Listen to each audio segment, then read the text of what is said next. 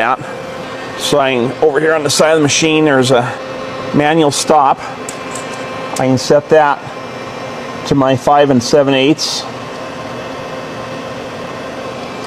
And with that, it does take from where you set the stop to where the machine actually does stop is probably close to 3/8 of an inch. So that'll give me a little bit of travel past anyway. The stop here needs to be moved, or safety, I guess you'd call it, to the Y-axis traverse down here so you can't accidentally traverse side to side. No heavier cut than we're taking. I'm going to run that about 550 RPM. Maybe I'll just manual feed this till it just touches off, just in case. Yeah, that sounds good. And there we are, making our first cut.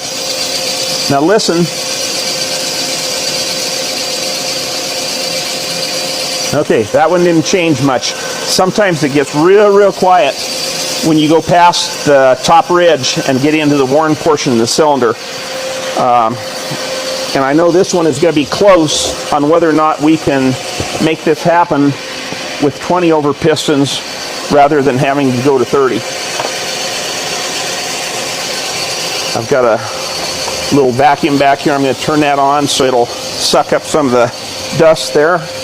And probably wouldn't hurt for me to vacuum the floor here.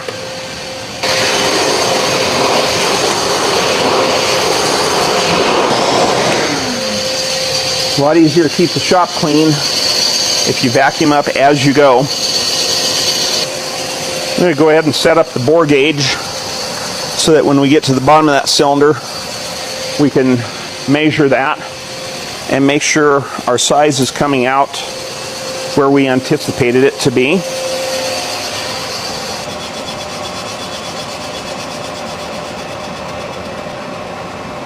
Okay, I can hear the cutting stop there. Hopefully very shortly that will retract before it crashes in the bottom. And it did. In fact, I heard it just touch the bottom. There was one little clunk. So since it did reach all the way to the bottom, I'm going to raise that stop up slightly. And I need to finish setting up the bore gauge over here. Okay, it is roughly set to 20 thousandths. Let me zero my X and Y.